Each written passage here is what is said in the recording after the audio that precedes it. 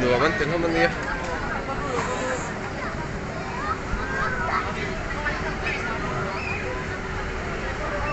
cái Aizawl Millennium Center với in hi hey nửa tây có lỗ mà này he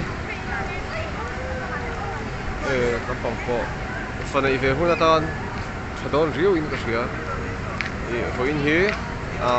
April ni anh ya in rin ni ya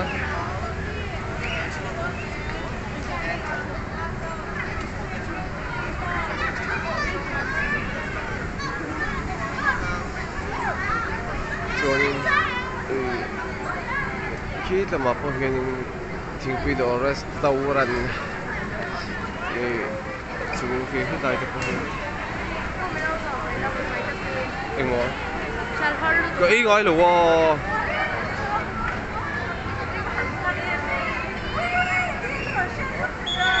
traffic anh là bike đã tụ bỏ vào Millennium Center thôi anh đạp phá rồi sao đã sao cái mà nhưng mà chú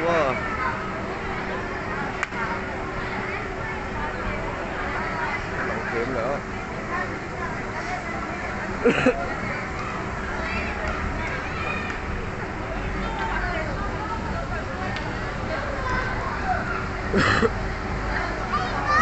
điều này thì căn cứ chúng ta có cho căn là mấy này thì rini Macau ami ta hầu nó lâu hùi đủ cái ta cái tiệm á cho nên ấy tụi có hiện ngân này cần anh xin nào mình nghĩ cho cái sợi khăn lông này sập bọc rất có tầm đấy cho hết là hiện thìn té mà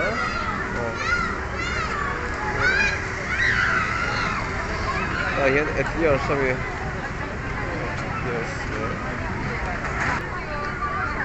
lemon to này thôi giờ có hết là hiểu không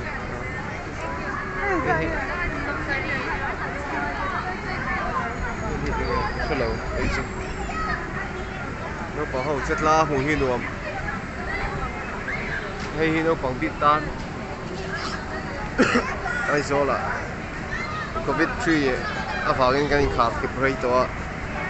anh sẽ lấy na nghe thì thấy max con volume lâu nó còn con thì hiện anh nó có con này chứ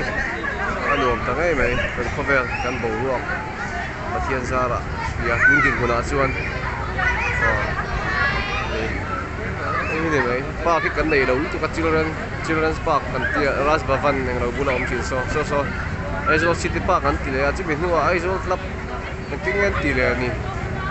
ani le park kan nei lo pui chu ta kai chu ma se kha pui po ra ero spot picnic spot ang tu te hun nuam tak tak tam to ve thua